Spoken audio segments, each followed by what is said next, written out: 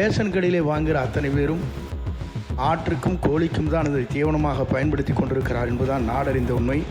அதையே முன்னவர் பேசி முடித்து உங்களுக்கு வாய்ப்பு தர நீங்க ரெண்டு பேருமே பேசலாம். உட்காருங்க. முன்னவர் பேசி முடித்தவரை ரெண்டு பேர் நீங்க கோவில் செடியன் நீங்களும் பேசலாம், அவரும் பேசலாம். ரெண்டு பேருக்கும் உட்காருங்க. நீங்க உட்காருங்க. பேரவைத் தலைவர் அவர்களே உட்காருங்க. முன்னாள் அமைச்சரான நேரு கூட அந்த ரேஷன் அரிசி தான் சாப்பிட்றேன். ஏன்னா சுகர் கம்மியாகும்ட்டு அதை சுகரை கம்மியாகும்னு சொல்லி அது டீக்கா அதை மோட்டா அரிசி சாப்பிட்றாரு. ஆட்டுக்கு மாட்டுக்கு வேண்டாம் என்பதெல்லாம் இல்லை. நீ எப்படி காலையில் எழுந்திரிச்சோன்னா நெல்லிக்காய் ஜூஸ் குடிப்போன்னு பேட்டி கொடுக்குறியா, அது மாதிரி இன்றைக்கு ரேஷன் அரிசியை எல்லா மக்களும் பயன்படுத்தி கொண்டிருக்கிறார் என்பது உண்மை. சக்கரை நோயை தடுப்பதற்காக இந்த ரேஷன் அரிசி பயன்படுத்து என்று சொன்னால் நீ கஞ்சி வைத்து கொடுப்பதிலே நாங்கள் வாழ்த்துக்கிறோம். நேரு கிட்ட ஆயிரக்கணக்கான விவசாய நிலம் இருக்கு. அவர் அங்கேயே நெல் எல்லாத்தையும் போட்டு உற்பத்தி பண்ணிக்கிறாருன்னு. ஆனால் ஒரு பரம ஏழையாக இருக்கக்கூடிய மாதிரி அண்ணன் ரேஷன் கார்டில் தான் அரிசி சாப்பிட்றாருன்னு ஒரு தகவல் இன்னைக்கு தான் அது தெரியுது. முன்னாள் அமைச்சர் 2 பேரும் கே நேரு சாரும் அவர் இப்படி சொல்லியிருந்தாங்க. எங்கேயுமே எங்கள் ஆட்சிகள் நினைவே இல்லைன்னு. எங்கிட்ட சில ரிப்போர்ட்ஸ் இருக்குது, சில ஃபோட்டோ பேப்பரில் கடந்த 1 ஆண்டு காலம் அந்த பேப்பர் ரிப்போர்ட்டாக இருக்குது. உங்கள் சத்யாவில் இப்பொழுது ஆடி அதிரடி தள்ளுபடி. ஓப்பனில் தான் வச்சுக்கோங்க. நாங்கள் திடீர்னு ஒரு மழை வரும்போது நாங்கள் உடனுக்குடன் அங்கே அப்புறப்படுத்தி இங்கே பாதுகாப்பான இடத்திலே நாங்கள் குடோனில் வச்சோம். எங்கே சக்கரால குடோனாக இருந்தாலும் சரி, பள்ளிக்கூடமாக இருந்தாலும் சரி, அந்த அளவுக்கு நாங்கள் வைத்து நெல்லை பாதுகாத்தோம்.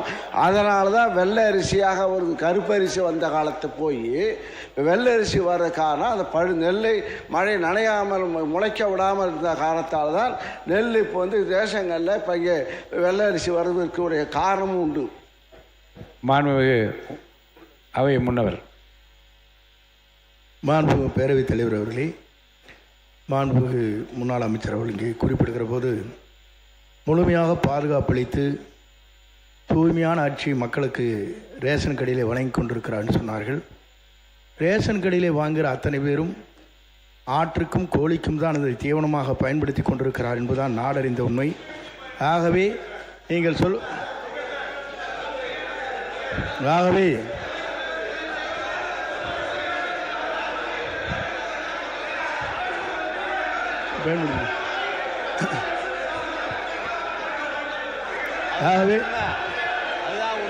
ஆகவேதான்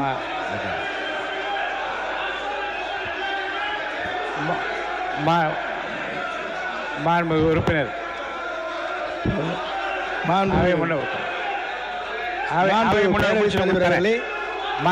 முன்னவர் முடித்தவுடன் உறுப்பினர் கோவி ஸ்ரீன் அவர்கள் பேச அவை முன்னவர் முடிங்க.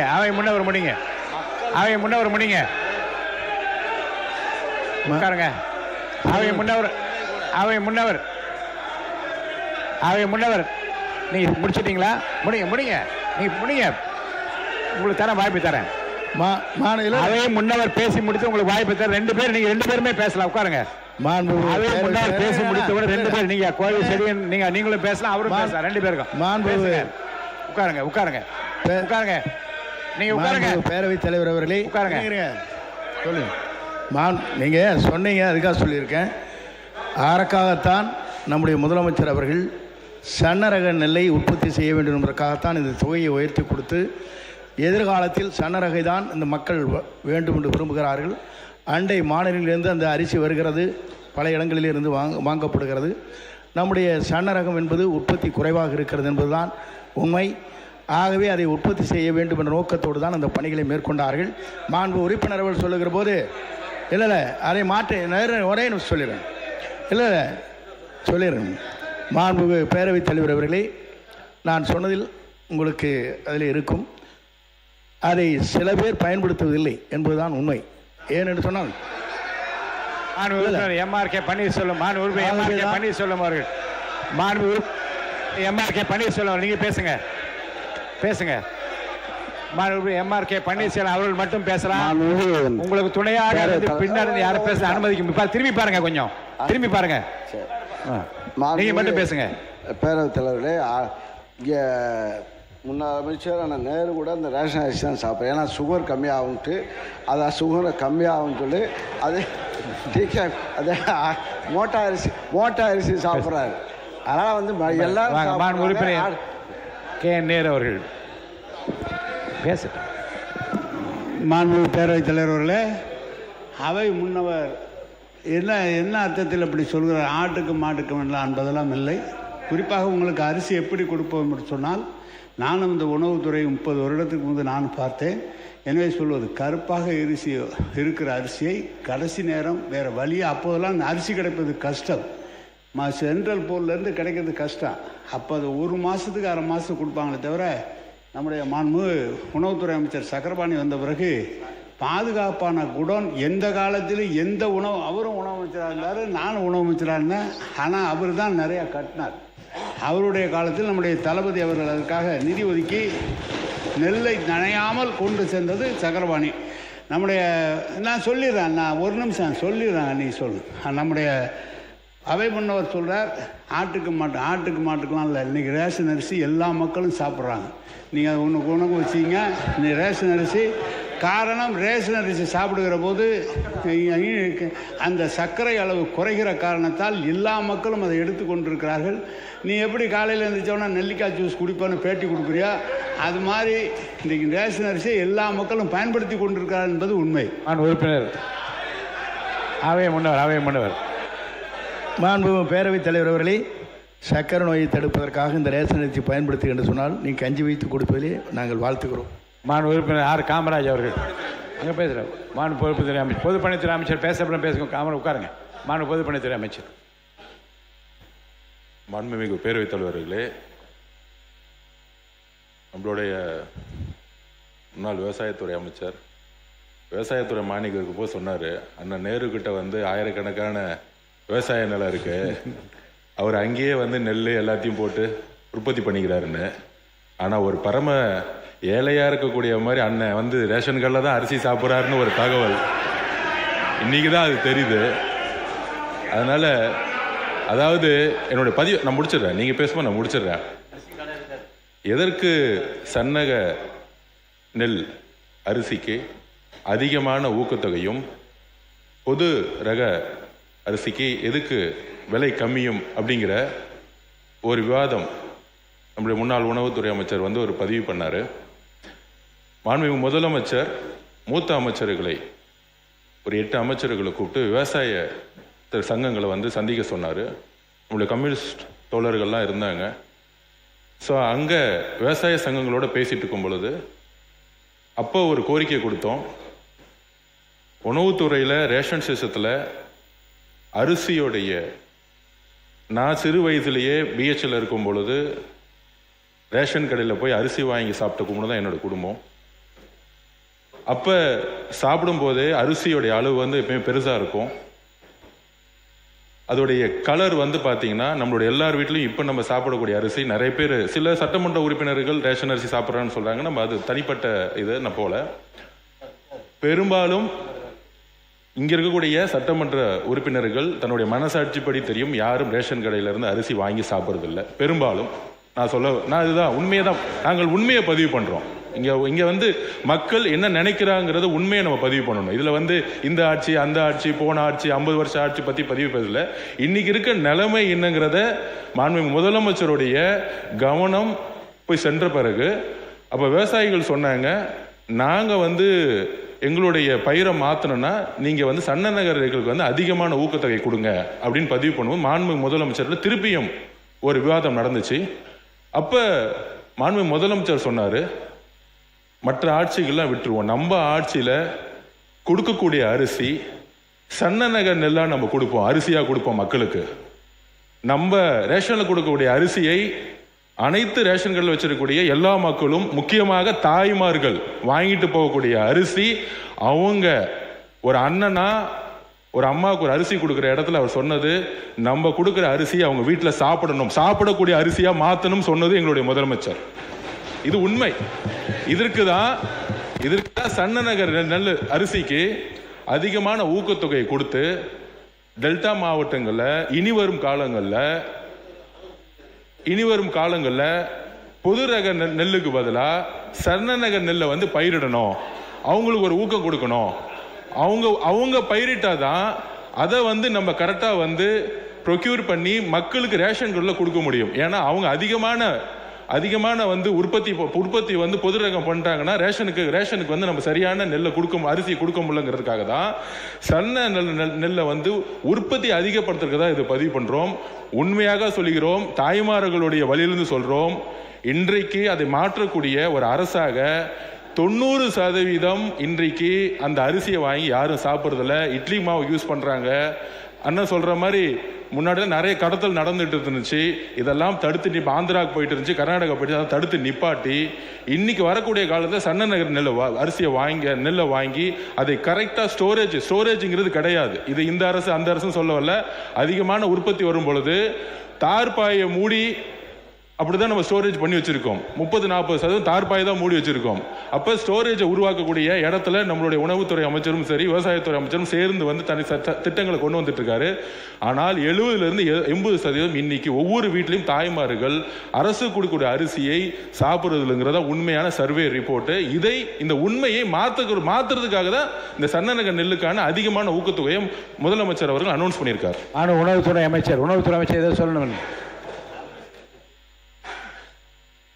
பேரவைத் தலைவர்களே, நம்ம முன்னாள் அமைச்சர் 2 பேரும் கே. நேரு சாரும் அவர் சொல்லியிருந்தாங்க, எங்கேயுமே எங்கள் ஆட்சிகள் நினைவே இல்லைன்னு. எங்கிட்ட சில ரிப்போர்ட்ஸ் இருக்குது, சில ஃபோட்டோஸ் பேப்பரில் கடந்த 1 ஆண்டு காலமாக அந்த பேப்பர் ரிப்போர்ட்டாக இருக்குது. அதாவது சும்மா ஒரு எக்ஸாம்பிள் மட்டும் சொல்கிறேன். 2025 டிசம்பர் முதல் வாரத்திலேயே மதுராந்தகத்தில் 5000 மூட்டைகள் மழையில் நினைந்தன. அது பேப்பர் பத்திரிகைகள் நிறையா வந்திருக்கு. அதே போல் விருதாச்சலம் பத்திரிகை நேர விவசாயி சொன்ன செய்தி தான், எங்கேருந்து போடலை. விருதாச்சலத்தில் 5000 நெல் மூட்டைகள் அதே பேர் நினைஞ்சிருக்கு. ஜனவரி 2025 அதில் சிவகங்கை மாவட்டத்தில் இளையான்குடி கொள்முதல் தாமதத்தால் விவசாயிகள்லாம் ரோட்டில் வந்து போராடினாங்க. 2026 பிப்ரவரி மாதத்தில் சேத்தியாத்தோப்பில் சுமார் 1 லட்சம் நெல் மூட்டைகள் தேக்கமடைந்து, எங்கேயும் குடோன் இல்லை, ஸ்பேஸ் இல்லை, லாரி இல்லைன்னு சொல்லி தேக்கமடைந்தது. அங்கேருந்து மூவ் பண்ணாங்க. மானாமதுரை அதில் பல ஆயிரம் மூட்டைகள் நெல் மூட்டை நடந்திருக்குன்னு நினைந்திருக்கிறது. அப்போ விவசாயிகள்லாம் போராடி இருக்காங்க. இதெல்லாம் உங்களுக்காக ஒரு ரிப்போர்ட்டாக வச்சுருக்கேன். இதெல்லாம் பத்திரிகைகளையும் வந்திருக்கு. அந்த இடத்துல ஆய்வு பண்ணி அதையும் பண்ணியிருக்காரு. உறுப்பினர் காமராஜ் அப்படி முன்னாள் உணவு அமைச்சர் அவர் பேச வரேன் உங்களுக்கு சொல்கிறேன். அவர் பேசி முடிச்சேன். இன்னும் அவர் பேச உறுப்பினர் கொடுக்குறேங்க, கண்டிப்பாக அவர் பேச அப்புறம் கொடுக்குறேன். உறுப்பினர் காமராஜ் அவர் முன்னாள் அமைச்சராக இருந்தவர். அதில் மாண்புமிகு பேரவைத் தலைவர் இல்லை, நானும் இந்த துறையில் 9 ஆண்டுகள் உணவுத்துறை அமைச்சராக நான் புரட்சி அம்மா காலத்தில், எடப்பாடி காலத்தில் பணியாற்றி அந்த வாய்ப்பை பெற்றிருக்கிறேன். அந்த அடிப்படையில் மூத்த அமைச்சர் செங்கோட்டையன் அவர்கள், அதே போல் பொதுப்பணித்துறை அமைச்சர் அவர்களெல்லாம் இதை பெரும்பாலும் இந்த ரேஷன் அரிசியை சாப்பிடுவதில்லை, வாங்குவதில்லை என்று சொன்னார்கள். அனைவருக்குமான பொது விநியோக திட்டம் என்பது இந்தியாவிலே தமிழ்நாட்டில் மட்டும்தான். பாக்கி எல்லாருக்கும் டார்கெட்டட் தான். அதாவது ஒரு பகுதியினருக்கு தான் கொடுக்குறார்கள். அனைவருக்குமான பொது விநியோக திட்டத்தை வழங்குவது நம்ம தமிழ்நாடு மட்டும்தான். அது மிகப்பெரிய திட்டம், இந்த அரிசி வழங்குகிற திட்டம். அதை நம்ம மூத்தவர்கள் கொச்சைப்படுத்தக்கூடாது. இதில் நான் சொல்லிடுறேங்க. பொதுப்பணித்துறை மாண்புமிகு பேரவைத் தலைவர்களே, நாங்கள் கொச்சைப்படுத்தவில்லை. இந்த அனைத்து திட்டங்களும் எந்த ஆட்சியில் கொண்டு வந்தாலும் அதுல நல்லது இருக்கு, அதை நாங்கள் யாரும் கொச்சைப்படுத்தவில்லை. ஆனால் இன்னைக்கு இருக்கக்கூடிய உண்மையான பிரச்சனைகளை இந்த சபையின் முன்பு பொதுமக்கள், முக்கியமாக தாய்மார்கள் பக்கத்தில் இருக்கக்கூடிய வழிகளை நாங்கள் அதை எக்ஸ்பிளைன் பண்ணிட்டு இருக்கோம். முக்கியமா அதாவது நான் ஒன்று பதிவு பண்ணிடுறேன். அதாவது இலவச மருத்துவமனை இருக்கு, இலவச கல்விகள் இருக்கு, இலவச அரிசி இருக்கு. ஆனால் இங்க இருக்கக்கூடிய மந்திரிகளோ, இங்க இருக்கக்கூடிய சட்டமன்ற உறுப்பினர்களோ இலவச மருத்துவமனைக்கு போனது கிடையாது, இலவச கல்வி நிலையங்களுக்கு போனது கிடையாது, இலவச அரிசியை நம்ம சாப்பிட்டது கிடையாது. இலவசம் என்பது நம்ம பயன்படுத்துகிற மாதிரி இருக்கணும். எல்லோரும் சமம் நினைக்கக்கூடிய ஒரு அரசா இருக்கு. இது வரைக்கும் எந்த அமைச்சர் போய் ஒரு ஃப்ரீயா இருக்கக்கூடிய ஹாஸ்பிட்டல் போய் படுத்திருக்கிறாரு? உடம்பு சரியில்லைன்னா சிங்கப்பூர் போறாங்க, உடம்பு சரியில்லைன்னா பிரைவேட் ஹாஸ்பிட்டல் போறாங்க. அப்ப இங்க இலவசம்ங்கிறது கருணை அடிப்படையில் இருக்கு. இலவசங்கிறது தகுதி அடிப்படையில் இருக்கணும். அதாவது மக்களுடைய உரிமை. அது நம்ம கருணை அடிப்படையில் கொடுக்கக்கூடிய அரசு எங்களுக்கு கிடையாது. இதெல்லாம் இலவசம்ங்கிறது வார்த்தையே தவறு.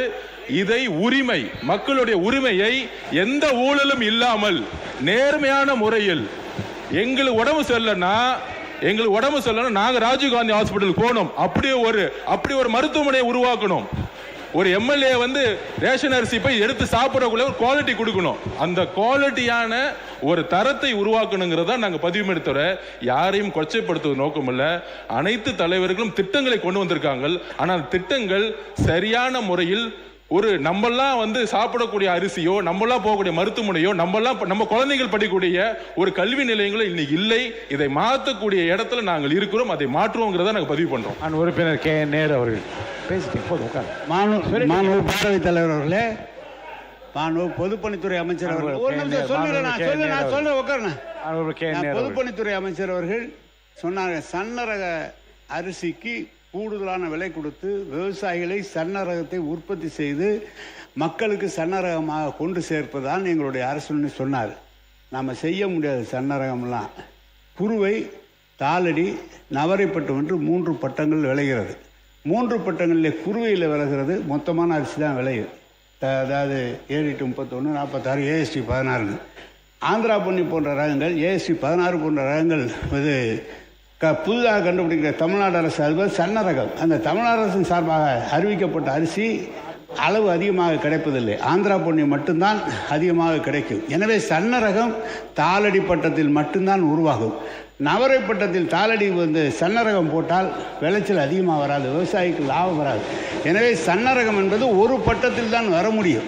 நீங்கள் நினைப்பதை போல வெளியிலேருந்து வேணால் வாங்கலாம், நீங்கள் சன்னரகத்தை வாங்கி வேணால் கொடுக்கலாமே தவிர விளைவிக்க முடியாது. இதுதான் அரசியலில் நம்முடைய பொதுப்பணித்துறை அமைச்சர் சொன்னார். ஆயிரக்கணக்கான ஏக்கர் நிலம் வச்சுருக்காங்க. எவ்வளோ நிலம் இருந்தாலும் சாப்பிட்றது தான் சாப்பிட முடியும். சர்க்கரை நோய் வந்தவங்க அந்த ரேஷன் அரிசி சாப்பிட்டா தான் அது குறையுங்கிற டாக்டருடைய அட்வைஸில் தான் அந்த அரிசி சாப்பிட்டுட்டு இருக்கிறோமே தவிர இதுதான் உண்மை. இதை உங்களுக்கு விளக்கமாக சொல்கிறேன். ஏதோ நாங்கள் உற்பத்தி பண்ணி உங்களை மாதிரி இருக்கிறவர்களுக்கு அதை நான் கொடுப்பதற்காக தான் உற்பத்தி செய்து கொண்டு இருக்கிறோம். மாண்புமிகு காமராஜ் முடிங்க.